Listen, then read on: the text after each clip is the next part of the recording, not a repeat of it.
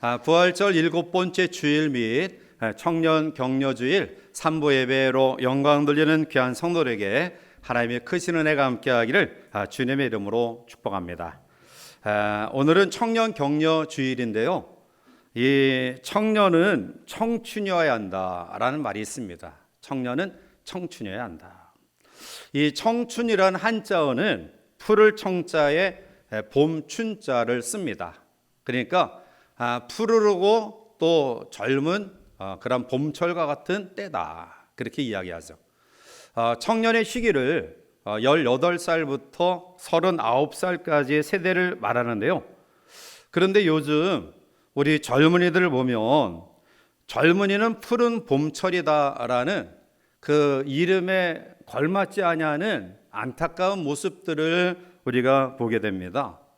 이 젊다라는 푸르름, 정말 싱그러운 그런 모습이 아닌 색이 없는 무채색의 그런 모습으로 우리 청년들이 존재하고 있지 않은가, 이러한 안타까움을 가집니다. 취업의 문제, 그리고 결혼의 문제, 결혼 이후에도 자녀들에 대한 부담감, 양육에 대한 부담감 때문에 또 자녀를 낳지 아니하는 그런 상황 속에 또 주택 구입에 대한 어려움, 또 이 사회가 흙수저, 금수저에 양극화된 그런 현상은 우리 청년들 모두의 마음속에 우울함이 근저에 깔려있는 그런 아쉬움과 안타까움을 보게 됩니다. 이런 어려운 시대에 우리 청년들이 이런 어려움을 극복하고 미래를 개척해 나갈 수 있는 하나님의 사람들이 될 수 있도록 우리 기성세대가 더 많은 기도와 또 후원이 있어야 될 줄 믿습니다. 우리 청년들이 정말로 이 어려운 시대이지만 믿음의 신앙으로 이 사회를 리드해 나갈 만한, 자기의 꿈들을 아름답게 펼쳐 키워나갈 만한 놀라운 은혜가 우리 가운데 있기를 원합니다. 우리의 나이를 육체의 나이, 또 정신의 나이로 분류하고요. 특별히 성도는 영적인 나이가 있습니다. 우리가 어떻게 믿고 섬기느냐에 따라서 이 영적인 나이가 결정되어집니다. 성령 충만함의 은혜가 우리 가운데 있어서 젊은이의 신앙, 젊은이의 교회가 되기를 소망합니다. 초대교회는 교회 역사상 가장 젊은 교회였습니다. 오순절 마가 다락방에 태동된 초대교회는 지구상에 가장 먼저 세워진 교회의 모습을 갖추고 있고요. 그리고 그 가운데에 젊다라고 이야기할 수 있는 가장 중요한 부분은 성령의 임재하심이 마가 오순절 다락방 초대교회에 있었다라는 사실입니다. 따라서 젊은 교회인가 그렇지 않은 교회인가는 사람들의 나이대 구성을 통해서 젊은 교회다, 아니면 노인의 교회다, 늙은이의 교회다 라고 평가하는 것이 아니라 그 구성원들이 얼마나 성령 충만함의 은혜를 경험했느냐에 따라 달라집니다. 왜냐하면 120명의 초대교회를 구성하는 성도들 가운데는 베드로와 같은 예수님의 제자들과 같은 나이 많은 그러한 사람들이 있었어요. 그럼에도 불구하고 초대교회는 가장 젊은 교회다, 역동성 있는 활기찬 교회다라고 이야기할 수 있는 것입니다. 부활하신 주께서 마지막 승천하시면서 예루살렘을 떠나지 말고 내가 보내실 성령을 기다리라는 이 명령을 부여받은 성도들은 마가의 오순절 다락방에 인내하는 마음으로 하나님 앞에 기도하여 간절히 소망합니다. 그들은 그 기간 동안에 기대하는 마음과 소망의 마음으로 가득 찼습니다. 주님의 약속에 이 시련을 마음속에 꿈꾸며 믿음으로 인내했습니다. 그들이 속한 상황이 변한 것 아닙니다. 여전히 예수 그리스도를 믿는 사람들을 핍박하는 로마의 핍박은 더욱더 모든 성도들을 앞지어오는 가운데서 그들은 그 어려운 환경 속에서도 소망과 희망을 잃지 않았습니다. 그것은 약속의 근거한 믿음이 그들에게 있었기 때문입니다. 드디어 주께서 약속하신 그 때가 왔습니다. 사도행전 2장 4절에 그들이 다 성령의 충만함을 받고 성령이 말하게 하심을 따라 다른 언어들로 말하기를 시작하니라. 120명의 성도는 성령 충만함을 경험했고요, 이 초대교회는 가장 역동성 있는 모든 어려움들을 극복하고 하나님의 그 언약의 말씀을 실천하는 능력의 교회로 우뚝 세워집니다. 그들은 믿음으로 젊어졌습니다. 성령으로 불타고 있었습니다. 거린 골리앗을 무너뜨린 소년 다윗의 마음속에 하나님의 영이 충만했던 것처럼, 그리고 모세가 하나님의 부르심을 가시떨기나무 불꽃 가운데 만났던 것처럼 초대교회 성도들은 성령 충만함을 경험합니다. 모세가 하나님의 영의 부르심을 받을 때는 그의 나이 80세를 능가하고 있었습니다. 따라서 하나님의 영은 남녀노소 불가하고 모든 사람들에게 임하는 하나님의 축복임을 믿습니다. 요엘서 2장 28절 29절에 그후에 내가 내 영을 만민에게 부어주리니 너희 자녀들이 장래를 말할 것이며 너희 늙은이는 꿈을 꾸며 너희 젊은이는 이상을 볼 것이며 그때 내가 또 내 영을 남종과 여종에게 부어줄 것이며. 오늘 이 아침 우리 모두의 마음속에 하나님 앞에 예배하며 기도하며 그리고 베드로의 말씀을 듣고 회개함으로 성령의 세례를 받았던 그 이후의 성도들처럼 오늘 이 아침 우리의 연약함과 무지함과 나약함들을 고백하는 회개 충만한 아름다운 믿음의 소유자들이 되어서 성령 충만을 통해 젊은 신앙을 유지해 나가는 우리 모두가 되시기를 주님의 이름으로 기원합니다. 그러면 우리는 본문의 말씀을 묵상하면서 늙은 신앙의 특징과 젊은 신앙의 특징을 한번 대조해 비교해 보면서 우리는 어떠한 신앙의 모습들을 가지고 있는가를 같이 한번 살펴봅니다. 오늘 제가 여러분들에게 표현하는 단어 가운데 노인이다, 늙은이다, 이러한 표현에 대해서 지금 거부감이 없었으면 좋겠어요. 왜냐하면 성경은 노인과 어르신들에 대해서 공경하고 존경하고 그리고 그들을 귀히 여길 것을 누누이 말씀합니다. 레위기 19장 32절에 보면 너는 샘머리 앞에서 일어서고 노인의 얼굴을 공경하며 내 하나님을 경외하라. 나는 여호와이니라. 아멘. 머리가 흰 그런 분들 앞에서 앉아있지 말고 일어나라는 거예요. 겸손하게 그분들을 공경하라는 겁니다. 성경은 이 어른들에 대해서, 노인들에 대해서 이렇게 지극한 마음으로 대할 것을 이야기해요. 그래서 오늘 제가 여러분들에게 표현하는 단어 가운데 노인이다, 늙은이다 라는 그런 표현은 나이 많은 분들을 지칭하는 것이 아니라 이런 의식을 가진 그러한 상황을 이야기한 겁니다. 따라서 여러분들이 말씀 속에 우리가 늙은 의식을 가진 그러한 안주하는 삶이 아닌 역동성 있는 젊은 청년의 믿음으로 다시 한번 재무장하는 아름다운 기회가 되기를 바라면서 먼저 바울의 권면 속에 우리가 버려야 될 늙은 신앙의 특징은 무엇인가? 제일 첫 번째는 지혜 없는 자같이 생활하는 삶이에요. 오늘 15절에 보면 그런즉 너희가 어떻게 행할지를 자세히 주의하여 지혜 없는 자같이 하지 말고 오직 지혜 있는 자같이 하여 라고 말해요. 지혜 없는 자같이 하지 말라. 지혜 없는 자같이 행하는 이유는 15절 상반절에 보니까 어떻게 행할지를 자세히 주의하지 않기 때문에 그런 거예요. 사랑하는 성도 여러분, 적어도 성도의 삶과 행동은, 우리의 언어와 우리의 행동은 아주 섬세한 과정과 깊은 관찰의 과정을 필요로 해요. 우리가 한마디 말을 할 때, 또 한마디 행동할 때 성도의 삶은 깊은 관찰과 검증이 있어야 돼요. 생각 없이 말하고 생각 없이 행동해서는 안 된다라는 것입니다. 오늘 행하다라는 이 헬라어 원어의 의미는 걷는다, 돌아다닌다라는 뜻이에요.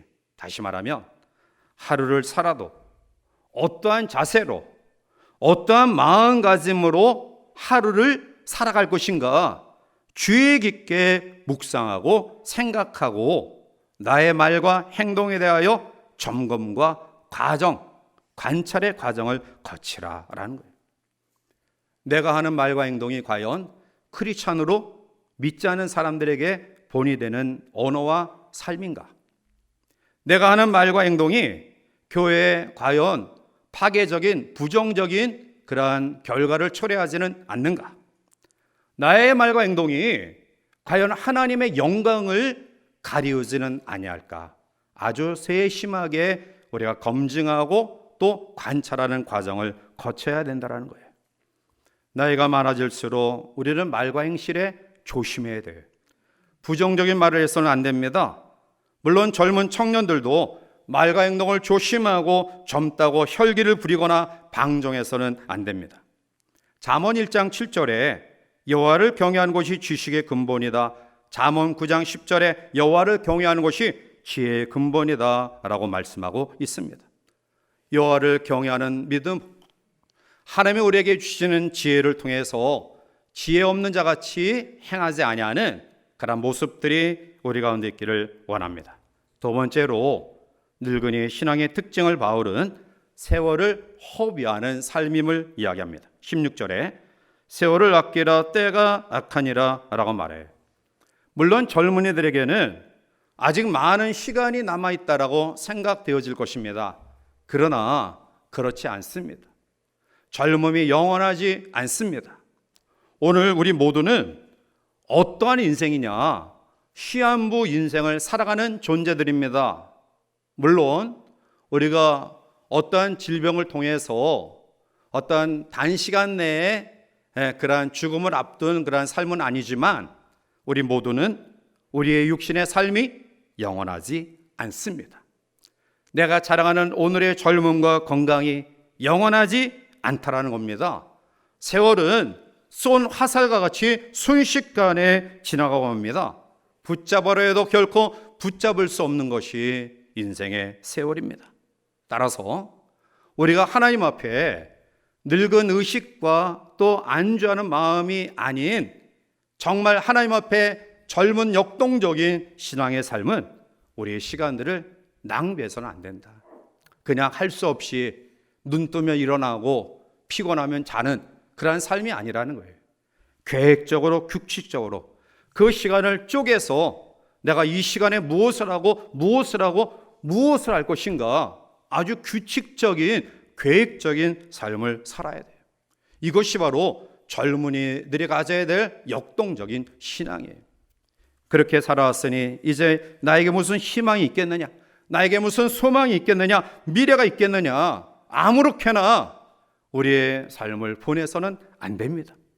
오늘이 나의 삶의 마지막인 것처럼 하나님이 나에게 주신 최후의 기회가 이때임을 기억하고요, 하루의 일과를 시작하면서 하루를 점검할 때 내가 어떠한 목적을 가지고 어떠한 삶의 태도를 가지고 이 하루를 보낼 것인가, 이러한 믿음을 통해 매 순간순간이 하나님 앞에 가치 있게 세워지기를 바랍니다. 왜 우리에게 이러한 권고를 할까요? 오늘 16절 하반절에 보면 때가 악하기 때문이라고 이야기합니다. 사탄 마귀는 우리의 시간을 빼앗으려고, 우리의 젊음을 낭비시키려고, 우리의 주어진 이 한 번밖에 지나지 아니하는 6, 70, 7, 80의 인생을 허탄한 데 사용하도록 끊임없이 우리 주변에 맴돌고 우리를 유혹합니다. 그래서 규칙적으로 또한 하나님의 말씀에 입각하여 부지런한 삶이 우리 가운데 있어야 될 줄 믿습니다.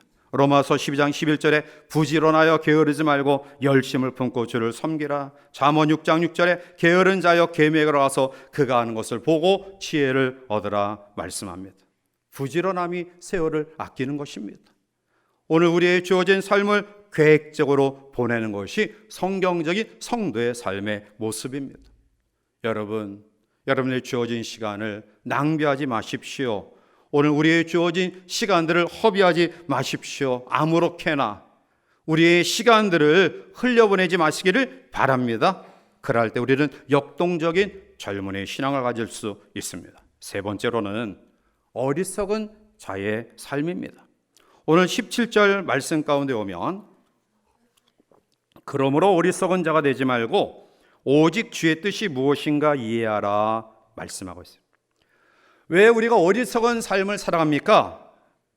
17절 하반절에 답을 주고 계시죠. 주의 뜻을 알지 못하기 때문에 어리석은 삶을 살아가는 것입니다.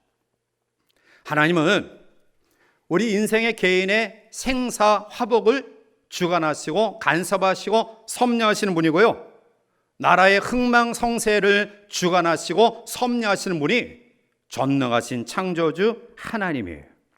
그런데 오늘 우리는 생사복을 주관하시는 하나님을 외면하고 내가 지금까지 경험해왔던 학문과 경험과 체험과 그리고 신앙의 테두리 안에서 우리가 하나님의 뜻을 외면하며 내가 판단하고 내가 계획하고 내가 무엇을 이루겠다라는 것처럼 어리석은 삶이 어디 있느냐라는 거예요. 오늘 하나님 우리의 과거와 현재와 미래를 꿰뚫고 계시는 분입니다. 그러나 우리는 과거는 안다 합시다. 그러나 현재 이 순간 한 치 앞도 우리가 앞을 내다볼 수 없어요. 지난주에 우리 정수봉 권사님이 돌아가셨는데요, 우리 집사람이 거의 매일 오전에 가서 들여다보는데, 그날도 토요일 날 오전에 가서 식사하시는 모습, 또 함께 대화하면서 교회를 걱정하고 자녀들을 걱정하고 하는 모습을 나누고 돌아왔는데, 그날 저녁 10시 반에 운명하신 거예요. 다음을 기약하면서 헤어졌는데 그날이 지나기 전에 결국 마지막 본 거예요. 여러분, 젊다고 또 우리가 건강하다고 우리의 시간을 우리가 예측하고 또 우리의 삶을 내다볼 수 없어요.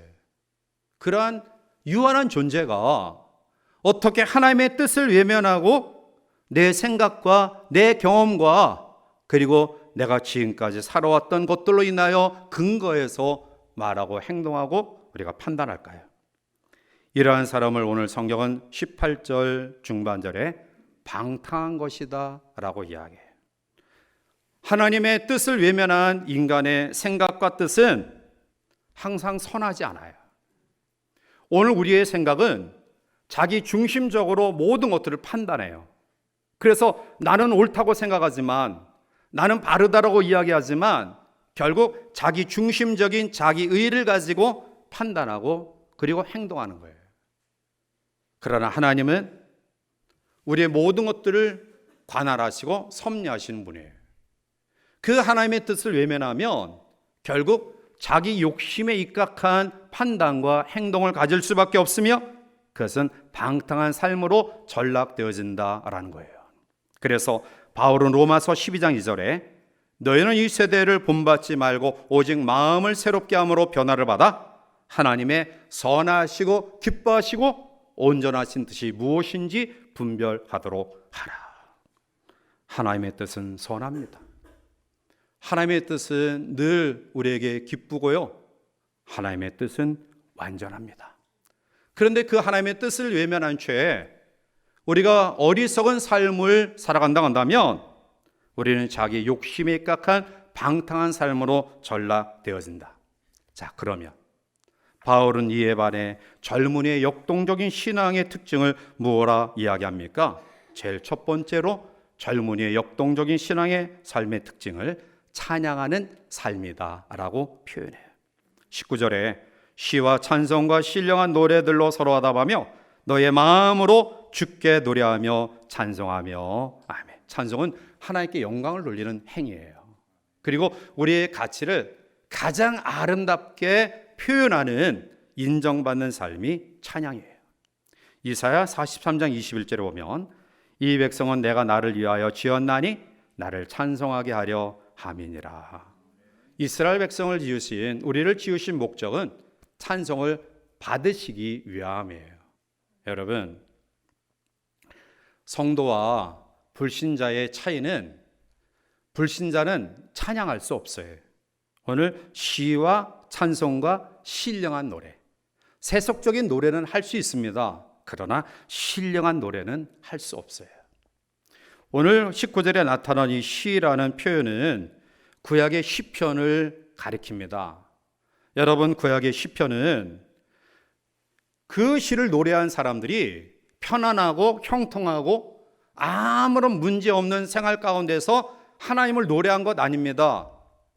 시편 150편의 거의 대부분은 생사를 오가는 절망의 순간, 아무도 자기를 돕지 아니할 것 같은 고독한 환경, 내일을 예측할 수 없는 불안한 그러한 상황 가운데서 하나님의 도우심을 받았고, 그리고 하나님의 도우심을 소망하며 하나님의 도우심을 믿으며 노래한 시가 시편이에요. 오늘 우리 젊은이들, 제가 서두에 말씀드렸던 것처럼 저희 때는 그냥 공부에 관심 있는 사람은 공부해서, 또 그러한 분야에, 또 가정이 좀 어려운 그런 분들은 기능직으로 또 노력을 해서 그 분야에 자기들이 생활하면서 적어도 가정을 꾸릴 수 있었고요, 또 거주지를 마련할 수 있었고요, 그리고 그 가운데서 달라는 가정을 일굴 수 있었어요. 그런데 요즘에 우리 젊은 시대는 취업의 문제부터 결국 결혼의 과정, 그리고 자녀를 낳아서 그 자녀를 양육하는 그러한 과정, 그리고 거주지에 이런 것들이 사실은 너무너무 어려워요. 정말 저를 비롯한 기성세대들이 많이 회개하고, 정말 우리 다음 세대들이 예전처럼 많이 풍족하지는 않지만 이러한 일상적인 그러한 가정의 생활을 세워갈 수 있는 그러한 환경과 여건들을 마련해 줘야 됩니다. 이것이 우리의 사명인데요.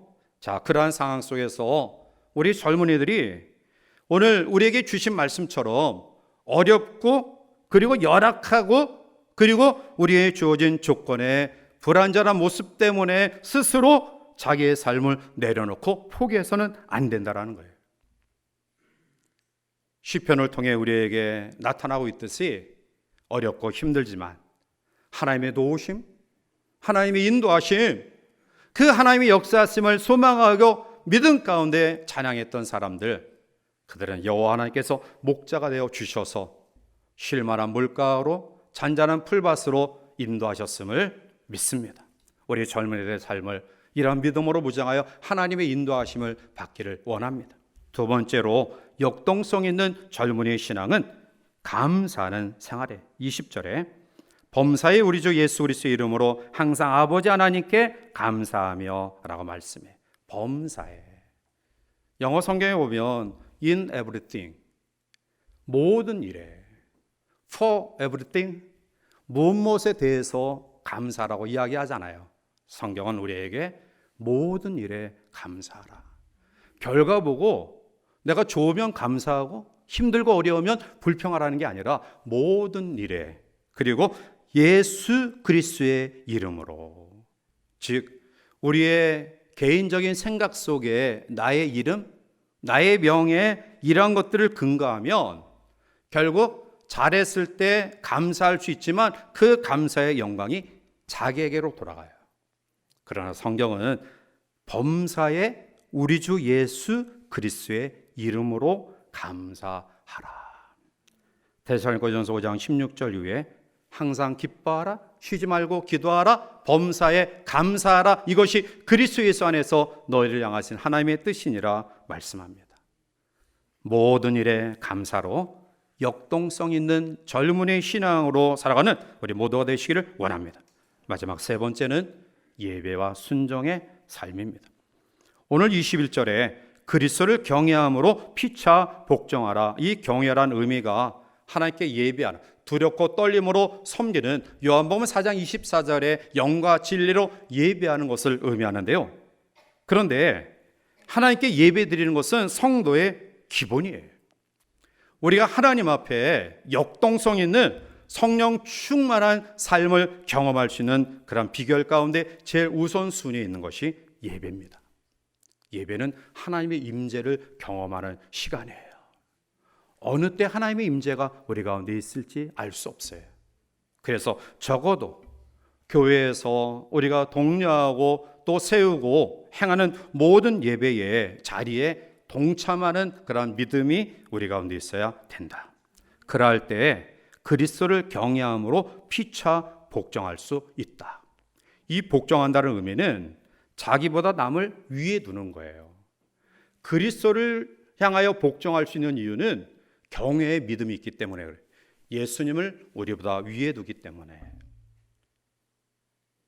사랑하는 아내가 남편의 복종하는 마음은 하나님의 질서 속에 그 위에 두는 권위를 인정하는 마음. 자녀가, 우리의 부모 세대가 고루한 옛 시대의 모습들을 가지고 있지만 그래도 존귀 여기며 순종하고 복종할 이유는 그분들의 권위가 우리보다 위에 있기 때문에 그런 거예요. 이것이 바로 성령 충만함을 통한 역동성 있는 신앙을 유지하는 비결이다. 사랑하는 성도 여러분, 오늘 이 아침 청년 격려 주일을 맞이해서 우리 젊은이들 뿐만 아니라 우리 모든 성도들이 청년의 신앙으로 무장하시기를 바랍니다. 그것은 성령 충만을 사모하셔야 돼요. 하나님의 영이 우리의 생각과 삶을 지배할 때 우리는 역동성 있는 젊은이의 신앙을 가지고 나갈 수 있습니다. 지혜 없는 자같이 생활하지 말고요, 우리의 시간을 허탄한 데 낭비하지 마십시오. 그리고 내 뜻이 아닌 하나님의 생각과 뜻에 순종하는 믿음이 우리 가운데 있기를 원합니다.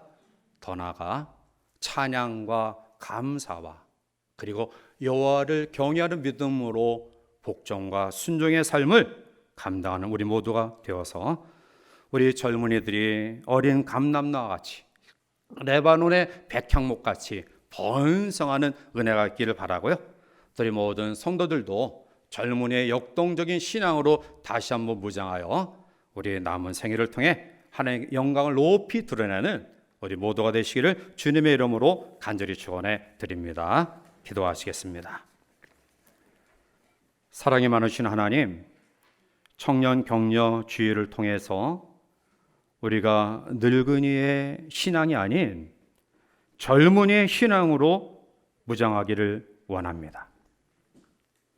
지혜 없는 자같이 함부로 말하고 함부로 행동하지 않게 하시고 우리의 시간들을 의미 없이 소망 없이 낭비하지 않게 하시고 하나님의 뜻을 외면한 채 편협한 자기의 좁은 소견으로 말하고 행동하지 않도록 도와주시옵소서.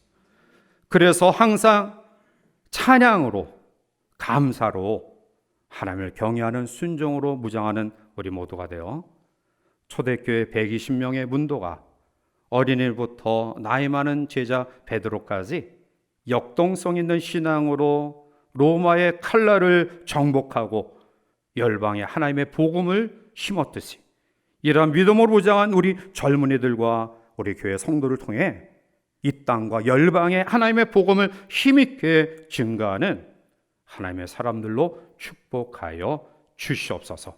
예수님의 이름으로 기도하옵나이다. 아멘.